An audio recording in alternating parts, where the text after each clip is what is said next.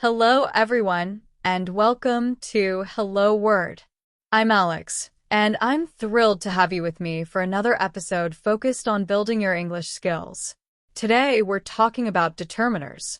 If you're at an A2 level or beginner, this episode is just right for understanding what determiners are and how they're used in English. Let's dive in. So, what exactly is a determiner? A determiner is a word that comes before a noun to give us information about which one, how many, or whose it is. Determiners help us be specific when we talk about people, places, or things. Common determiners in English include a and the, some, this, that, my, and their. Let's look at some examples to see how determiners work in sentences. Imagine you're talking about a book. You might say, I'm reading a book.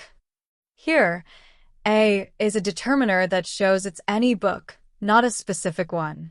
Or, if you want to be specific, you could say, I'm reading the book you recommended. In this case, the is a determiner that makes it clear you're talking about a particular book. Another example could be, this is my pen.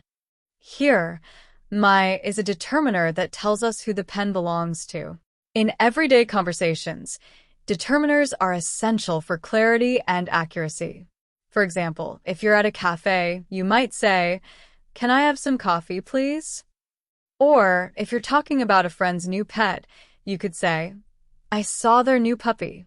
Using determiners like these helps make your English sound natural and clear. Thanks so much for tuning in to Hello Word today. I hope this explanation of determiners was helpful and that you'll feel more confident using them in your sentences. If you enjoyed today's episode, don't forget to subscribe to the podcast and leave a review. Your support means a lot and helps others discover the show. Keep practicing, and I'll see you in the next episode.